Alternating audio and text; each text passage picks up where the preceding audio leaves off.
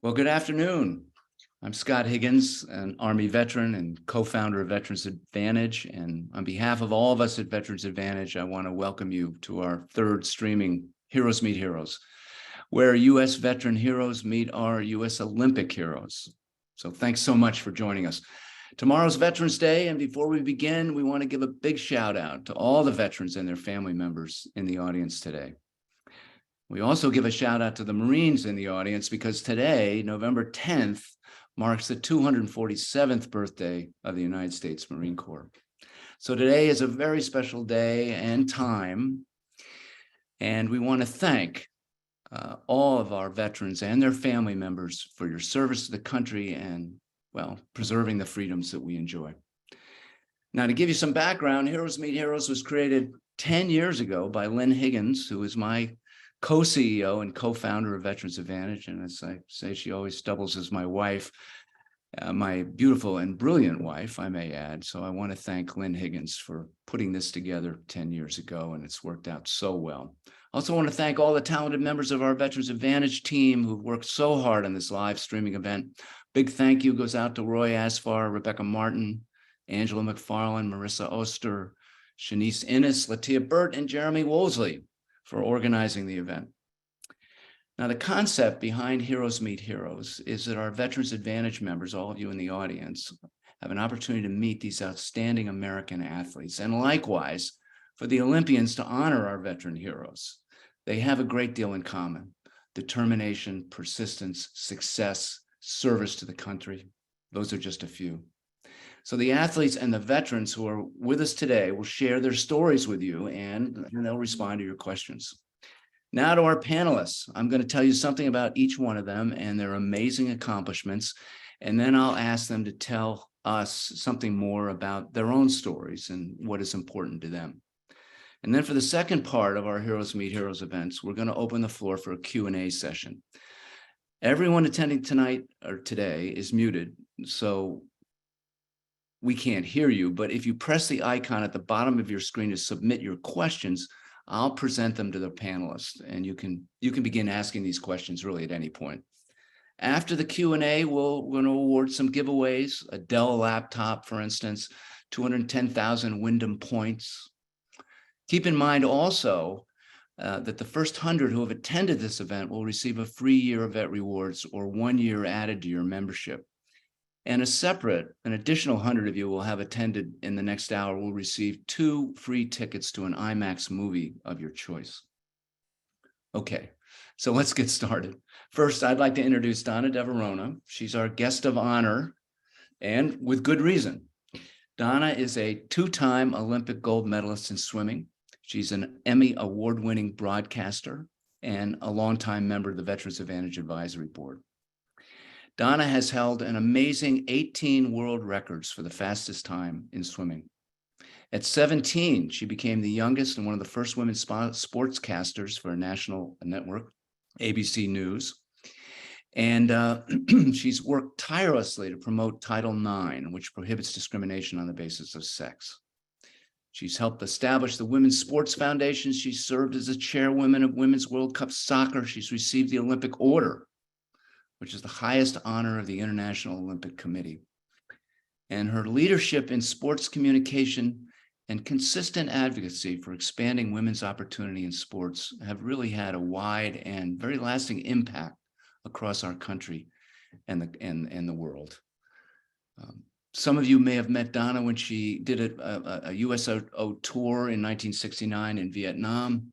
I had just left the country, I may add. Didn't see you there, Donna, but you were there, and we appreciate that very much. In 2020, she was elected to the U.S. Olympic and Paralympic Committee, and I just want to add that her spouse, my close friend John Pinto, is with her today in South Carolina and Charleston, and is an Army veteran.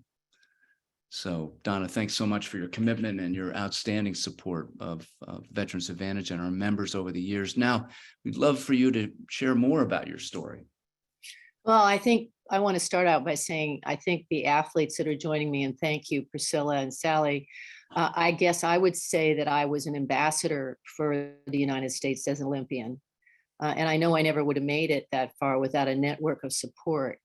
And I want to thank the veterans for protecting our country and for serving.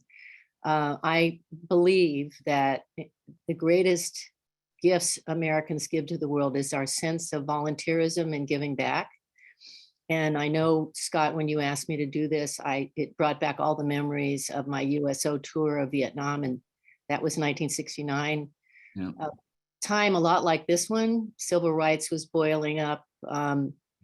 We were questioning feminism. And actually, when you talked about Title IX, it's 50th anniversary. And we've come a long way. We're the envy of the world. And we have great role models, which you're going to meet shortly. There's a lot of debate about how Title IX is applied. And there's a changing landscape in colleges about how we accommodate our student athletes. So we're looking at another sea change and an evolving environment in our colleges, but I think what we still have to focus on is protecting opportunities for everybody to be fit, to protect the women's sports category, and to offer our young people the opportunity to learn how to thrive and survive in the culture in which we live, because they have the opportunity to know what it's like to compete, to be part of a team. And I know Priscilla and Sally can really talk to how that offered, those opportunities offered them a whole trajectory in life.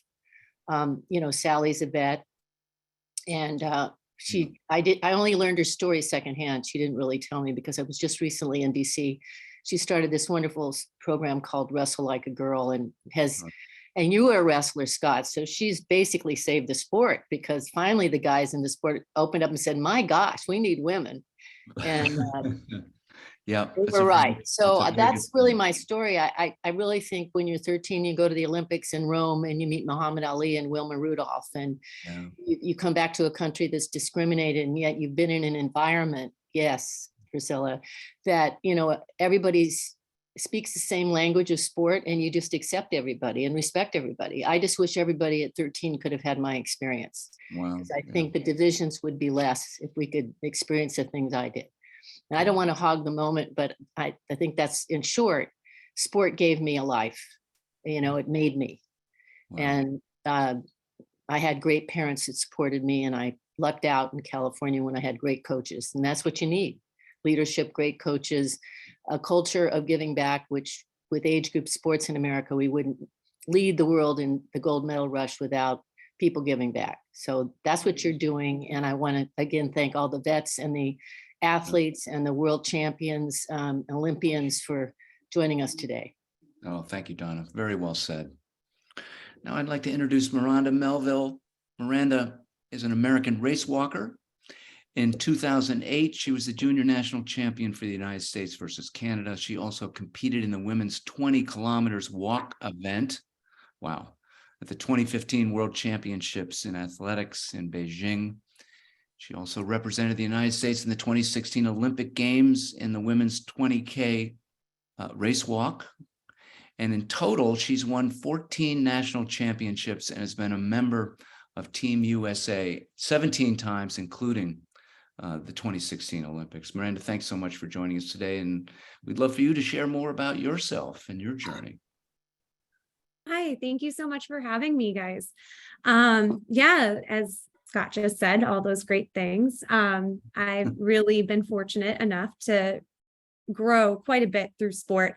And I've got to thank, people like Donna and Donna herself for setting this up, right? Title IX and everything. I grew up where in high school, I started doing track and field, and my mom picked me up from practice, and she was like, oh, how was practice? And I was like, oh yeah, my coach told me to work on these drills. And my mom was so shocked. She was like, your coach talked to you? And, she came from a generation where that really wasn't a thing. And she just, really enlightened me to how different things were and how much progress has been made and how much progress is still to be made. And it's kind of put me on this venture too of advocating for that in women's sports and Title IX. So big thank you to Donna and to all those who really fight for Title IX out there and just show how strong women can be. I had the pleasure of competing this last year not only in the women's 20K, but also in the women's 35K at our World Championship here in the US. It was the first time that the US has held the World Championships for track and field. And it was in Eugene, Oregon. And I got to be the first American woman ever to double in an event for the race walk. And that was really exciting. Oh, so, it's starting when you're young and really having tremendous support behind you, like the New York Athletic Club, to kind of propel you to these higher levels and accomplish these things. And it's not necessarily about being the first to ever do it, but setting the precedent that it can be done, and that many, many more can do it. And hopefully they do it better than I did. So, it's been a really great moment too. And then of course, being on this panel, is really special, as both my grandfathers fought in World War II. And so Veterans Day has always just held a nice, spot in my heart for all those who have sacrificed and worked hard and protect our country all the time. It's a great pleasure being at the Olympic Games to represent the US and wear that American flag, but it holds a lot more weight when you think about those who have done so much more so that you can wear it with pride. Wow. Well, thank you. Very well said, Miranda. Now I'd like to introduce Priscilla Loomis. Priscilla Frederick Loomis is a retired professional track and field athlete, a 2016 Olympian and two-time Hall of Fame inductee. She's got as you'll see, a dynamic personality and unwavering positivity. She focuses on being the change the world needs to see. And she carries a dual Antiguan American nationality. She competed in the 2016 Olympic Games as a high jumper representing Antigua. Her resume includes, now listen to this, there's a lot of different roles here: podcast host, content creator, entrepreneur, motivational speaker, on-air talent, nonprofit founder, and health and wellness advocate.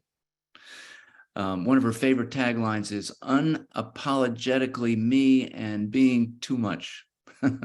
She really, truly believes in being the spark to one's inner self-confidence and speaking prosperity, well-being, and authenticity to others. Priscilla, thank you. Tell us how you've transitioned from a world-class athlete to your current professional life.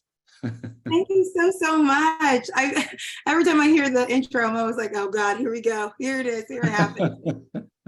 Thank you so much, Scott. I'm so excited and super blessed to be here. I am a very, very positive person. I'm annoyingly positive. So just get my Priscilla-ness here. But I love this panel full of just fabulous, incredible women. Donna, Sally, Miranda, thank you so much for being here. Thank you to the veterans that are participating. I do have dual citizenship. So my father was born in Antigua and Barbuda, but I was born in New York City. And so I'm very, very humbled and grateful to have that kind of dynamic, background. And I'm very, very humbled and grateful for the opportunities, awarded to me. But yes, I am a high jumper, and an Olympian. I was raised by a single mother, and she made this all possible for me. So I'm very, very grateful for her and for her tenacity. And that's where I really saw how to be a badass warrior and how you have to be resilient and courageous every single day.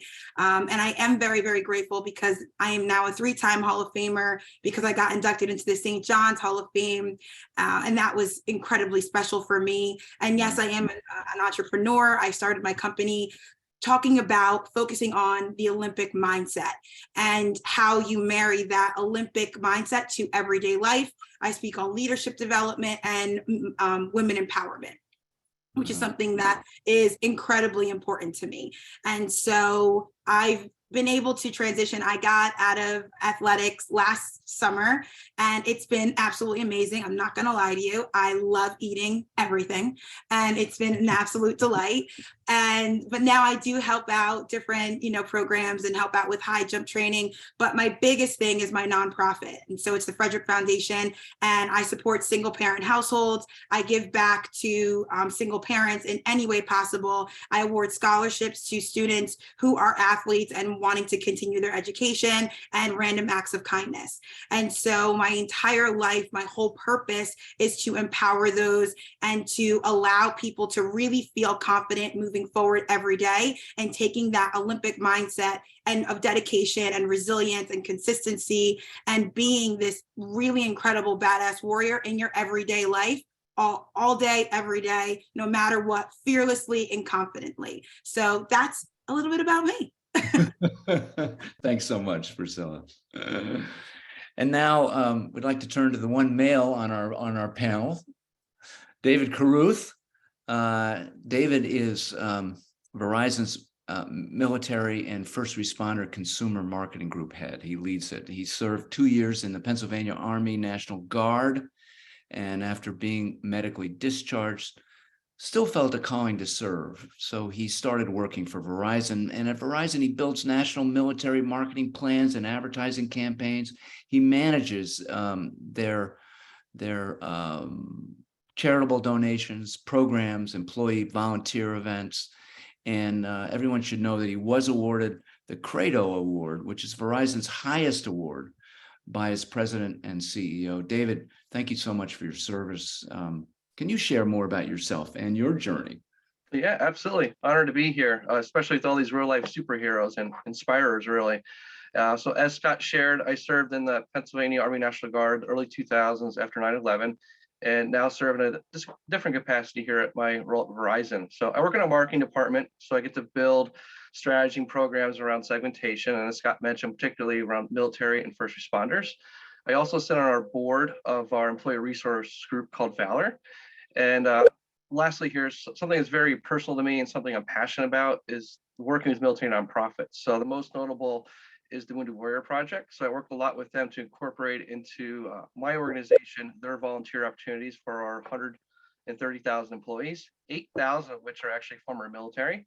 So doing donation drives, co-branded advertising campaigns, gaming events to help one of the largest causes of veteran deaths, which is unfortunately suicide due to the invisible wounds that they carry. And it's a great feeling to be able to help others, give hope and ignite passion in others to help. Yeah. Thank you, David. Well said. Now, Sally Roberts. Sally Roberts is a former elite wrestler and combat veteran and the founder and CEO of Wrestle Like a Girl. She was a 3-time national champion, a World Cup champion, a 2-time world bronze medalist, and a U.S. Army member of the Army's prestigious world-class athlete program, and an Olympic alternate at the Colorado Springs Olympic Training Center. Sally was recently featured as the cover story in the Veterans of Foreign Wars, the VFW magazine. Yeah, so congratulations, Sally. Thanks so much for joining us. You're both a veteran and a world-class athlete. Tell us how, your veteran experience may have prepared you for the founding of Wrestle Like a Girl. You're muted, I think. Yeah. It wouldn't be a good start if I wasn't on mute. Thank you.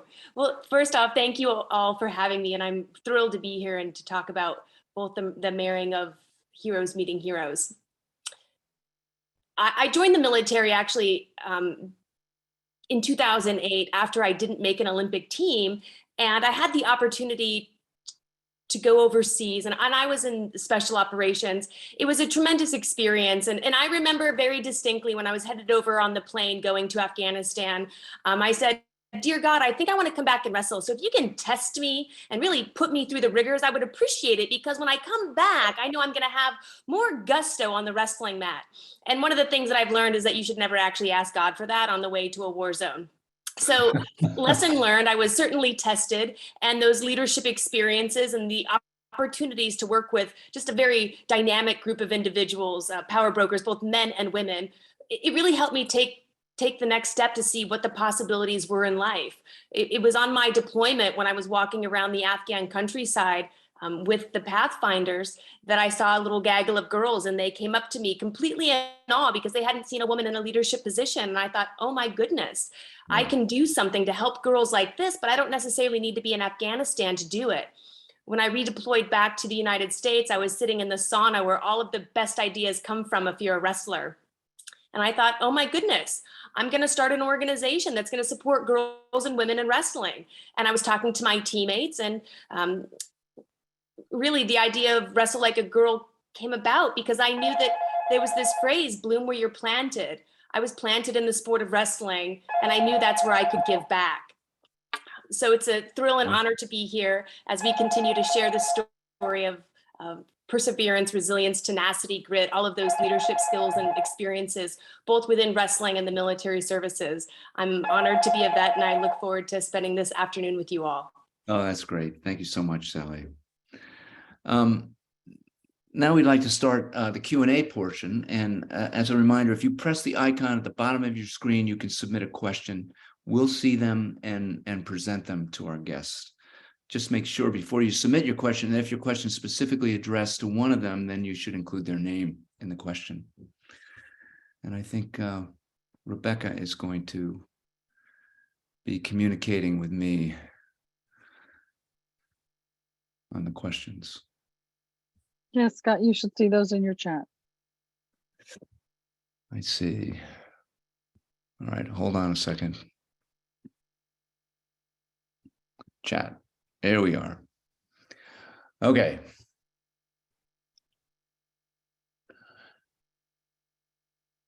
Well, there are a lot of questions here. Let me start with this. Mike Nelson asks, what advice can you give to either military or Olympic veterans to assist with transitioning to life after the military or Olympic training competition? David, would you want to tackle that one? Yeah, so I can speak a little bit to transition. I didn't was in active duty, so I was we call in the Guard a weekend warrior.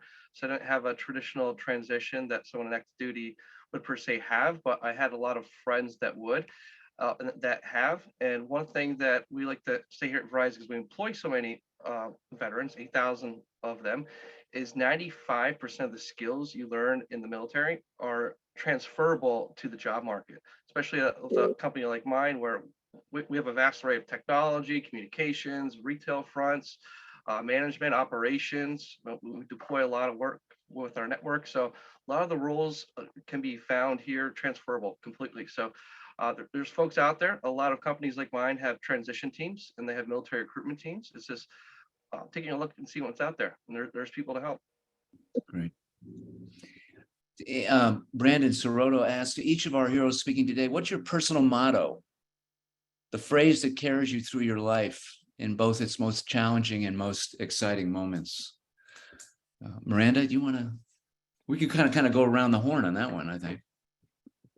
I think we all have our own motto. I've kind of said to myself, and I embarrassingly don't know who originally said it, but I've clung to this quote most of my adult life is, it's not always, courage isn't always a loud roar. Sometimes it's a quiet whisper, just saying you'll try again tomorrow.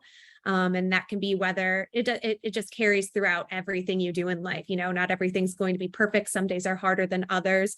And so like when you are able to accomplish something that you want, or maybe the day's not going well exactly how you want it, it's okay to just, say that in that face of adversity, you're going to keep trying and go again tomorrow.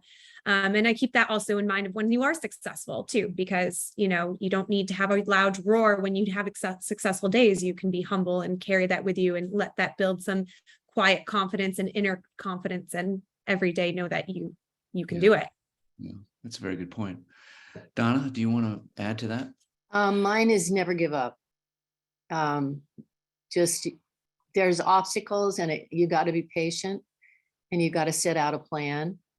And getting back to the first question, I think transitions are really, really hard, but a lot of us don't recognize the values and the talents we bring to the next job.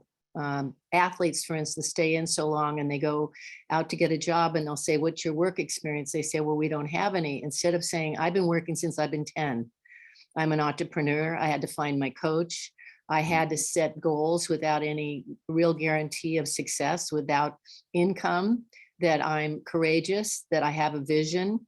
And so you have to take inventory, but you also have to recognize your feelings. I think vets and athletes both have this thing where if you show your vulnerability or admit something, it's a weakness.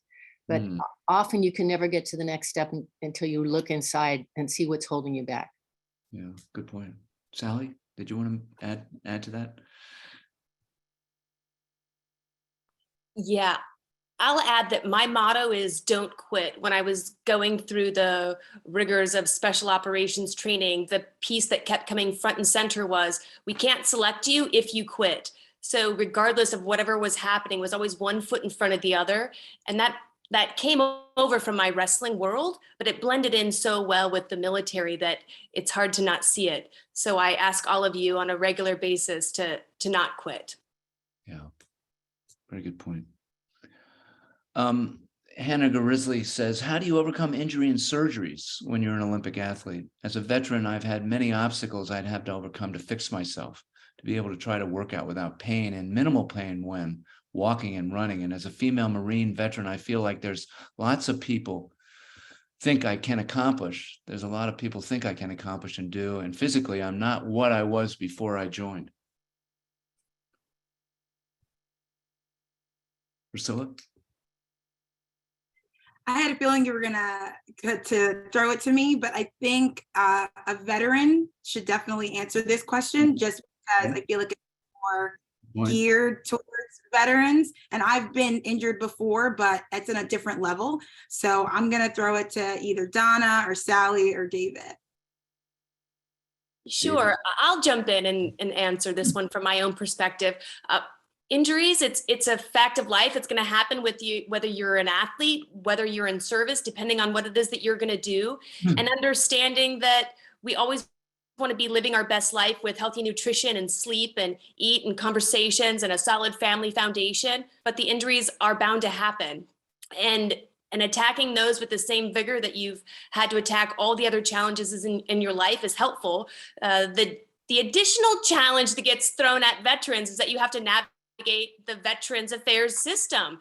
And I don't know one person quite yet who's super thrilled to be there on a regular basis. So understanding that this is our community and what we give in is what we get out, and being able to have those open and honest conversations, recognizing that we sometimes get those flashes of anger that sometimes boil up inside of us when we're having to have a conversation multiple times to the same person, but recognizing that person across from you does in fact want to help. And so as you go through and you continue with your surgeries and you focus on rest, healing, and recovery, recognize that it is your body that's going through it, but there's a team behind the team, and there's a lot of people that want to see you come out the other side. So keep going and don't quit. Good point. Good. Can someone give us a quick brief of what Title IX is and what it means? Donna? Well, Title IX was passed in 1972. Basically, it's civil rights legislation applied to education. Our legislators that wanted Title IX realized that the Equal Rights Amendment Act wasn't going to get passed. But how would you elevate half our population in the United States? In 1964, when I came out of the Olympics, there was no Title IX, and only 11% of American women held an undergraduate degree, and only 8% went to graduate school. And a lot of that had to do with quotas. So Birch Bayh and Patsy Mink, and later on Senator Stevens, all supported the passage of Title IX that says in any institution, educational institution that receives federal funding, you cannot discriminate on the basis of sex. And at first it was focused, really it was a law that was focused on education. Our legislators realized that although we could compete or should compete head to head in the classroom with men, when it came to sports, we needed to think deep about this. And there was a lot of battles over sports because like I went to UCLA at Pauley Pavilion, and there wasn't even a women's locker room. There were no high school or collegiate sports opportunities when I grew up. Everything was club system. So there had to be a way to integrate and create a pipeline for women's sports. And so we came up with regulations, a 3-part test. And what we've seen is like Wrestle Like a Girl, like what we've done in this country has had a huge impact internationally. When I competed in the Olympics, women competed for less than 1/3 of the sports programs. Now we're almost equal on the field of play. And I've served on those committees that really push the international community to open up all our programs for women on an equal basis. So basically that's the law, and it applied mostly to education and sports. And now we've seen discrimination and sexual harassment be included under the discrimination clause under Title IX. Good, thank you. Ryan Horn says, I want to first thank Veterans Advantage for holding this event. My question is for Miranda, Priscilla, and Donna. As a father of 3 daughters, I appreciate having the chance to speak to you today. What was it like for each of you when you first realized you'd be representing our country in the Olympics? Of course, Priscilla represented Antigua, right? I did represent Antigua and Barbuda. And so I know that gets kind of like a little bit confusing just because I do have that dual citizenship.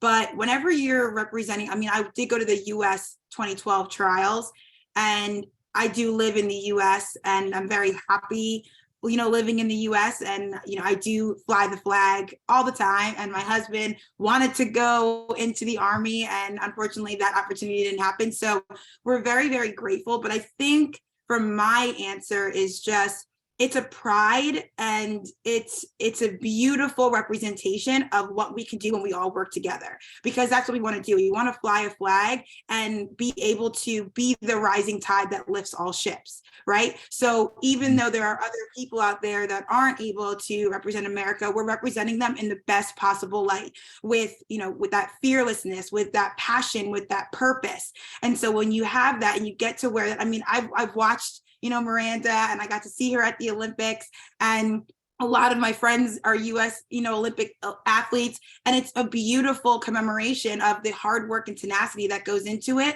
and it unites us. And I think that's something, I saw somebody's question, is that in a time of divide, this sport especially connects us all together and makes us really understand what it's like to be an American. And it means about equality and love and community. And that's what it really is supposed to stand for. And which is why sport is very important at all ages and all stages of life, because it does come and bring community together.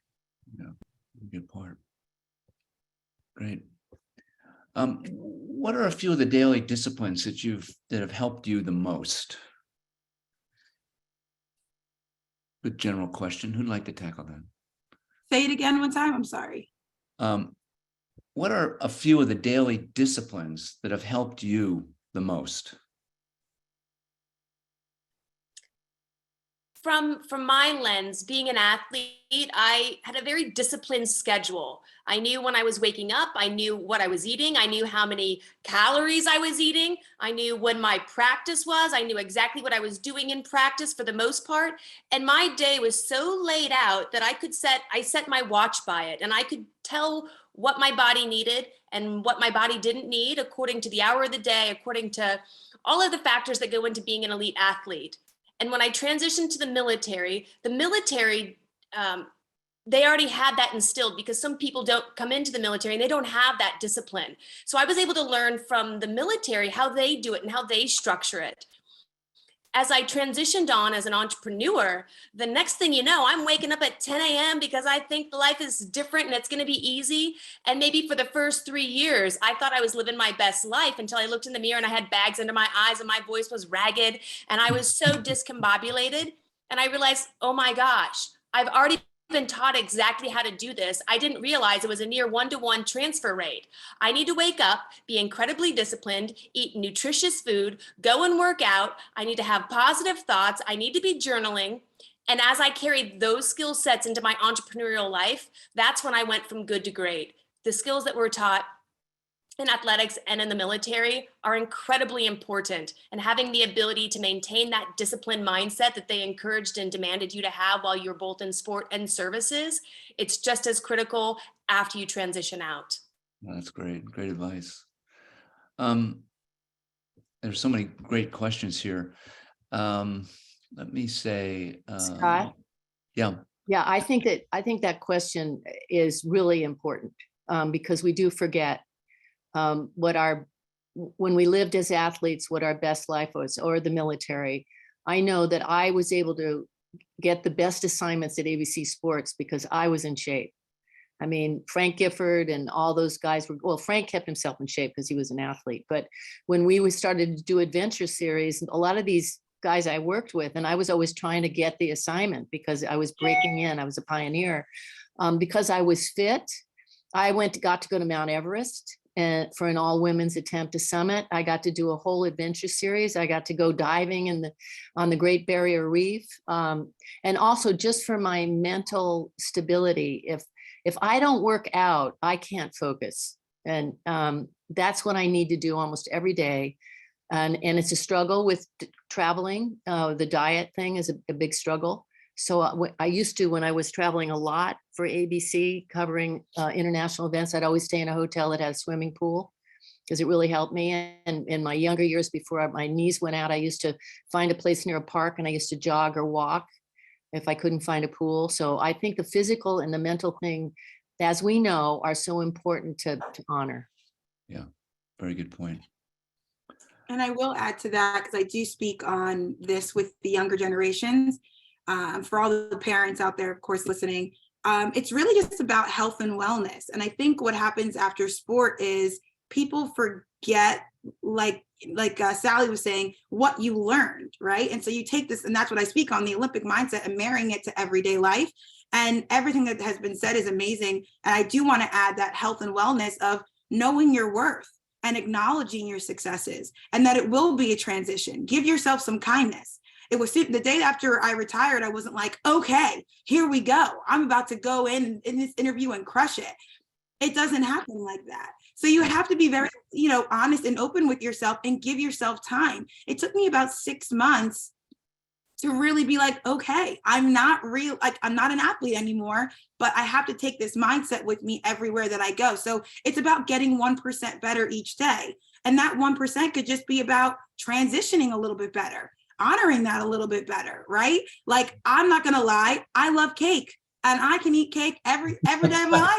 I wish, but I can't. So okay, now I know, right? So it's showing gratitude for this journey that you've been on and not blocking your blessings and not comparing yourself to other people. All of these things that you've learned as a veteran, as an athlete, it goes deeper. So allow yourself that time to really understand what you want to do, but also understand that I always say heal people, that not everyone's going to be on that journey with you of understanding and self-love and compassion. So you might be, again, on this journey on your own. It's not going to be everybody, because when you take that Olympic mindset, when you take that veteran mindset, you're elite. You're a go-getter. Not everybody has that. So giving yourself time to understand who's in your circle, who's the healed people, what you can control, and that you have a lot of value and you have a lot of power. Right. Very good point. David, here's a question for you. April Hubbard said, how do you get involved in a company like Verizon where you can apply your skills? I was a weekend warrior as well in the Florida National Guard, and later decided to use my GI Bill, get my bachelor's in IT. I'd love to get into a company that has a cybersecurity emphasis. Well, we have that. So if he goes to verizon.com/military, we actually have a dedicated landing page on there for our military recruitment. Because we have a team in our HR department, and there's a dozen or so plus folks there, and a lot of them are actually, majority of them are actually former military. So it's former military engaging former military out there in the marketplace. So they'll speak the language with you, and they have the same background as you, and they can help you with resume writing and interview skills, and help transfer what you've learned out in the field working with the military to a company like Verizon or another one as well. Yeah. And that also is a good response to another question from Mikkel Van Hoedlen, who said, what advice would you give to a veteran who's been out for quite some time, is having trouble finding good employment, specifically in the Orlando area? Are there resources you could recommend? I feel like I'm stuck with no way out. Yeah. Besides working directly with a company like mine, there's a lot of great organizations out there. Speaking of Florida and Jacksonville, there's the Wounded Warrior Project, and they work a lot with folks to resume writing as well, and working to help get them employed. So they're a great organization, and they're not too far away there from Orlando. Okay. Now here's a general question. What helps you to move beyond setbacks in life and training? I think having a really good support system helps you with that, right? Like any difficulty in life, just you want to have a really tight circle of people that you know that you can depend on. And And that also, they depend on you. I can definitely say, like, when I didn't make the Tokyo Olympic team, I was very hurt by it, right? Like, you had to grieve that process of not making that team. And I definitely stayed in my apartment for like an entire week, and I didn't go anywhere. And I just watched Star Wars for like an entire week. And I just like was very hurt about it. And I just and I had really good friends reach out to me and be like, hey, let's go for a hike. Like, I think, a week's enough. Let's get outside. Let's go do something. Also, I was definitely someone, after making my Olympic team in 2016, I definitely had some post-Olympic depression, and it was a tough time. And I had a really great system of people around me, keeping an eye on me, keeping tabs, checking in, people that you'd be surprised that you didn't even realize like cared, will check in on you if you kind of are open about your journey and your story sometimes. And you let people in and let people help you. So it's really about creating a really strong group of people around you that you feel like you can trust and confide in, and will have your back in situations like that, whether it's an injury or a letdown or whatever it is. I think it's really important to have that. Well, very well said. Sally, here's a question for you. Pathfinders find themselves in the unique position of determining where others may go.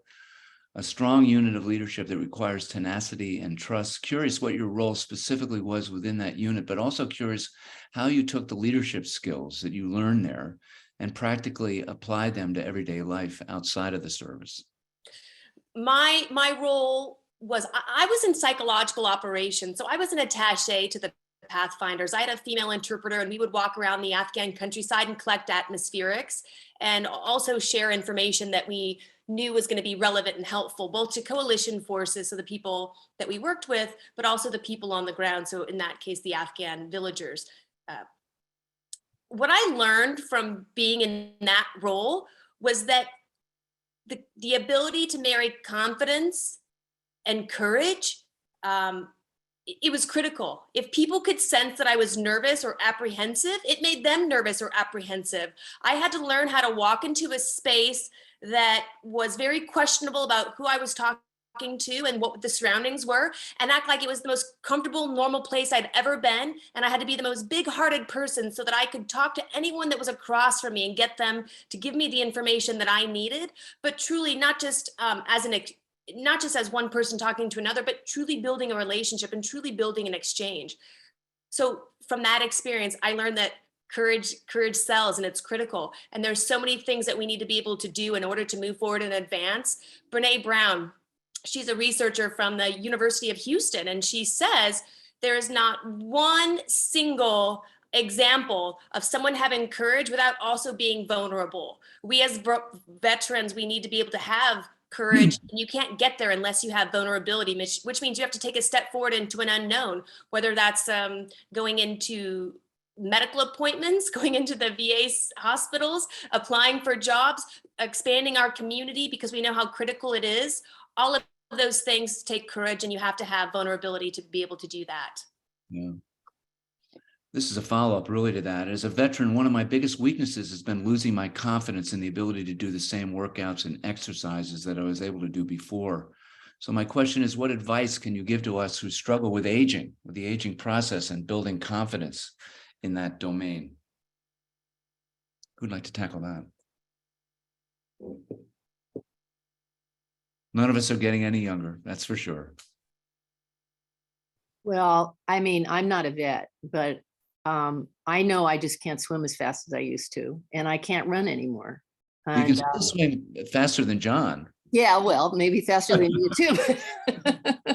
I think you just have to accept it. But I mean, I think there's different kinds of exercises you need to do, and a lot of stretching. And I find my challenge is to find somebody that they find out I'm an Olympian, and they'll push me really hard, and I'll get hurt because my Olympic spirit comes out, and I want to prove, and I have to accept that I'm not what I used to be. And that's really hard. But I'm lucky I have a lifetime sport, and I think everybody should be in the water. You can do water exercises. There's plenty of classes. It's not just physical for me. Before I used to go on camera and I had no teleprompter because my old boss hated them. You'd have to memorize you're on cameras and be fluid. And I used to swim and memorize my on-camera work. Or if I have a negotiation with the company or with ABC, I would work out ahead of time. I took our son, John David Pinto, to the Olympics when he was 10 days old. And I had to work a full schedule. And I just said, you got to put me in a hotel with a swimming pool, because I'm not going to get my sleep, but I'm going to be able to swim. And then later on in life, I started to meditate, which really helps. 20 minutes twice a day. It's almost like sleeping a whole night when you get the meditation routine down. Yeah. And to add on to what Donna was saying, I found that you can only carry a rucksack with between 50 and 100 pounds on your back for so long before your body does in fact start to ache. And the point that I've got to is that if it's truly genuinely unpleasant and painful to work out, then I need to switch it up. And I came to realize, hey, as much as I go into the Olympic Training Center and I work out with these girls who are wrestlers, I am not wrestling 6-minute period goes so that I can test my mettle against them. For me, it's about being able to give back and to share and to have fellowship. So when I look at myself and doing athletic endeavors, it's less about how fast I ran or how many points I scored. And it's more along the lines of, did I finish as a team? Was I able to bring my friends and my community along? Could we do something that helped us to rest, heal, and recover? And you hear me say that a lot because as I continue to grow older, the idea of rest, healing, and recovering is so important. And that's what's making my ventures in the entrepreneurial world, in sport, in my athletic endeavors, that's what makes it fun. So for instance, last year I ran the Grand Canyon. It was 26 miles. And what I learned was that in the military, I could rock with 65 pounds on my back, but I had to do a 15-minute mile. And there's no shame in that because you want to finish. So when we finished doing the Grand Canyon, I looked down at my watch and I said, you guys, we did a 15-minute mile. And it was so much fun because I didn't have all this weight on my back. Right. You know, there are a lot of questions here about healthcare, and maybe we could explore some of them. Do you have any suggestions on how healthcare providers can best approach and support their patients to live a healthy lifestyle? How can we improve mental health services within our community? Very important issue. I'll just add one point to the last question relative to this one with working out. As we're talking about working our physical bodies, but one of the biggest muscles we have is our brain. And if we don't work it out, we can lose it. It's elastic, you know? So I found as I age, I'm not that old, late 40s here, but my mind's not as sharp as it was. So I found that working my mind out, just doing puzzles, or I have young children, so we play Legos, building it, doing minute tasks like that, and following instructions keeps your mind sharp and definitely translates to your mental health too. So now working with and by Verizon, I got to work a lot with U.S. Department of Veterans Affairs. Prior to COVID, they launched a telehealth application, and then COVID came, and then it was highly used, but it bridge the digital divide that veterans have. A lot of veterans live in rural America, and they don't want to drive that hour, 2 hours to a VA facility to get the help that they need. Here, the doctor is there in their home with them. So I just think awareness of such programs and offerings out there goes a long way to help with the mental industry that's out there and healthcare in general. Okay, that's great. Well, we have we're beginning to run out of time here, but appreciate these questions. They the ones that we aren't getting to, we'll be able to respond to those later. So you'll be getting a response to those as well. So now, as sort of we wrap up the Q&A, we'd like to give special thanks to our sponsors here, particularly Avis Budget. Was our lead sponsor for this event, and they've got a talented team there. It's led by Senior VP Stephen Wright. Avis Budget, terrific company, has advocated for veterans and has partnered with us to offer exclusive savings to our members for many years. Joining us again as a sponsor is 1-800-Flowers and its family of brands. Jim McCann, who's the chairman and founder, make sure that our Vet Rewards subscribers receive 30% off their flower orders. It's really terrific. This is the same discount that they offer their own employees. We appreciate that very much. And we want to give thanks to IMAX and their CEO, Rich Gelfand, who's donating hundreds of tickets to an IMAX movie, 2 for each of many of those who are attending today. And to Dell, who's donating a free Dell computer. Thanks to Chris Pringle at Dell and to Wyndham Hotels and Resorts. They honor Vet Rewards subscribers with exclusive benefits at their more than 9,000 properties. And they are awarding 210,000 Wyndham points today. And American Airlines, they're one of our lead partners for the savings that they offer Vet Rewards members. And one of our new partners is Legacy. Legacy is an important component, reproductive health, an important component of military readiness. They offer Veterans Advantage members a 25% discount on sperm testing and freezing services. And lastly, Floor 4 Block is our 501c3 partner. A shout out to Marine veteran and founder Mike Abrams.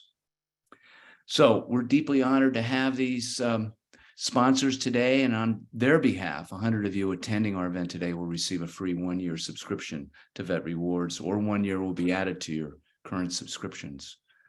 A couple of other comments on that. Vet Rewards subscribers will also be getting a real thank you tomorrow for Veterans Day from our partner Wendy's. Make sure to go to Wendy's before 10:30 tomorrow. Show your card, your Vet Rewards card. You get a free Veterans Day breakfast combo. And Bed Bath & Beyond, another Veterans Advantage Vet Reward partner, is giving 25% off to Vet Rewards members in the next 2-3 days for everything in their store. And then in Bye Bye Baby, which they also own, they're giving 20% off for tomorrow only. So if you have young children, that'd be a great way to take advantage of that. So we're going to have a trivia question that Rebecca Martin is going to ask, and the first person who responds correctly will be the winner of a Dell computer. So be sure to respond through the Q&A channel, and Rebecca is going to read this, and I'm going to call out the winner. Let me just rephrase that. So we're going to respond in the chat, not in the Q&A, but in the chat. Okay, good. So we're going to have the chat enabled right now. So everybody be prepared in the chat. And Scott, did you want to do the Dell laptop or the Wyndham points first? Oh, let's do the Dell laptop. Okay, so we'll be starting with the Dell laptop. I'm going to read this question. And I just also wanted to say I've been answering questions throughout this, and everybody just wants to give a big thank you to all our panelists. They're very appreciative of all your time today and your inspirational message. So thank you for that. So for the Dell laptop, here's the question, and you will type your answer into the chat. Why is Veterans Day on November 11th?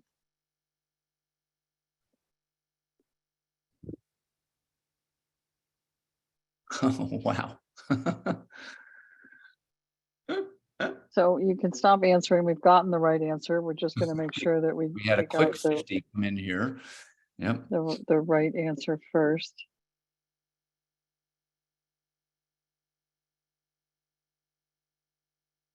I'm waiting for it to be confirmed.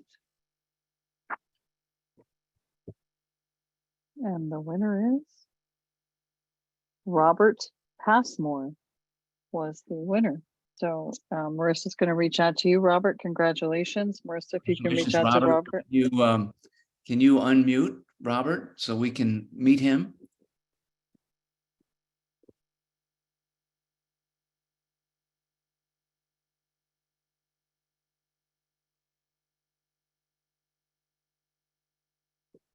Robert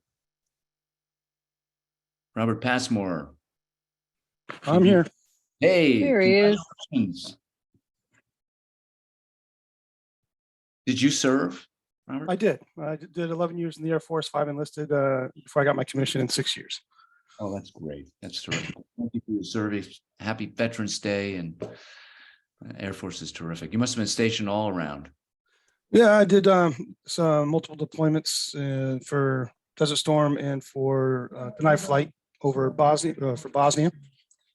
Terrific. Well, thanks so much, and congratulations. Yep. And thank you for this meeting and all these heroes meeting heroes. I greatly appreciate it. Oh, appreciate your comments. Okay, Rebecca, we got one more here. All right, here we go with the Wyndham points. This is for 210,000 Wyndham points to be used at a Wyndham destination worldwide. Yeah, now just to mention also, this can be used for, a weekend stay or a week, depending upon the resort that you pick or the hotel, but it's a lot of points. I was looking at it. It's a lot of points for you and someone else, your spouse, friend, partner, whatever. Go ahead. Okay, same format, answer in the chat when you know the answer. What is the most popular travel destination for US tourists?